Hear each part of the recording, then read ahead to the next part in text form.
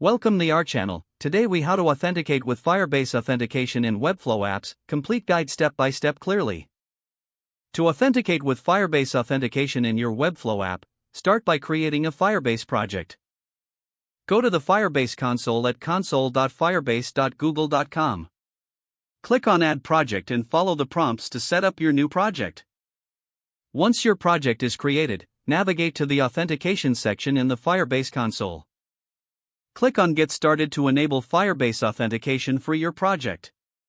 Choose the sign-in methods you want to support, such as email and password or social providers like Google or Facebook.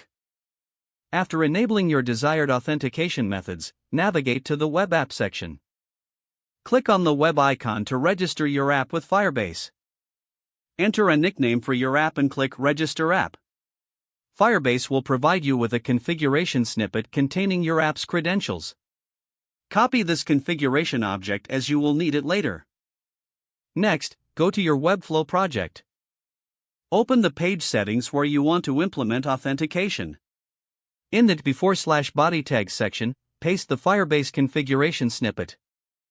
Next, include the Firebase scripts required for authentication. You can add these scripts directly from the Firebase console by navigating to the project settings and selecting SDK setup and configuration. Make sure to include both the Firebase initialization script and the Firebase authentication script. Now, create your login and registration forms in Webflow. Design your forms with the necessary input fields for email and password. Add a submit button for users to submit their credentials. Once your forms are in place, you will need to create a JavaScript function to handle the form submission. In your JavaScript, use the Firebase authentication functions like create user with email and password for registration and sign in with email and password for login. Attach these functions to the respective form submission events. Make sure to validate user inputs before making authentication requests. After authentication, handle post-login actions, such as redirecting users to a different page or displaying a welcome message. Testing is crucial. Try logging in and registering to ensure everything works smoothly. Lastly, check the Firebase console to see user records and verify that your authentication setup is functioning correctly.